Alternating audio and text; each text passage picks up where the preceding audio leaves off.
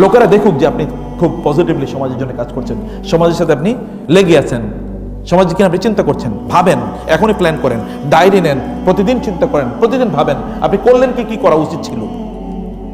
আপনার ডায়েরিতে এরকম ডায়েরি নেন এবং ডায়েরিতে লেখেন না আপনি কি করতে চান, 10টা জিনিস লেখেন এবং প্রতিদিন চেক করেন আমি এই 10টা কাজ করার কথা ছিল, করছি কিনা।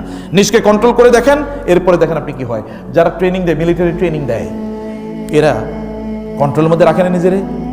বললো যে ট্রেনিং এরকম দাও, কিন্তু ট্রেনিংয়ে সে অংশগ্রহণ করলো না, এ কি ফিট থাকবে কোনোদিন? কোনোদিন ফিট থাকবে না, ও চাকরি তার থাকবে না।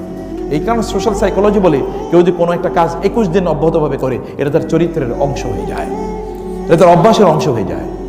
এটা আপনি করতে চাইলে আপনি এটা করতে পারেন, আপনি চাইলেই করতে পারেন। এটা করা অসম্ভব কোনো কিছু না আপনার জন্য। আপনি শক্তি আছে, আপনি ইয়াং ম্যান, আপনার শক্তি আছে, শক্তিটাকে পজিটিভলি কাজে লাগান। সকালবেলা ব্যায়াম করেন, শক্তিশালী করেন, নিজকে দুর্বল বানায়েন না। ওমর রাদিয়াল্লাহু তাআলা আনহুর সময়ে কয়েকজন যুবক হেঁটে যাচ্ছিল রাস্তা দিয়ে, কিন্তু একটু দুলে যাচ্ছে, মনে হচ্ছে যেন মাথা। তো একজন মহিলা বলে এরা কারা? বলে এরা খুব ইবাদত গুজার, রাত ভরে ইবাদত করে, এই কারণে চলতে গেলে ওখানে পড়ে যায়। ও মহিলা বলে লাঠি নিয়ে আসো, এগুলোর পিটামো। বলে কেন কি?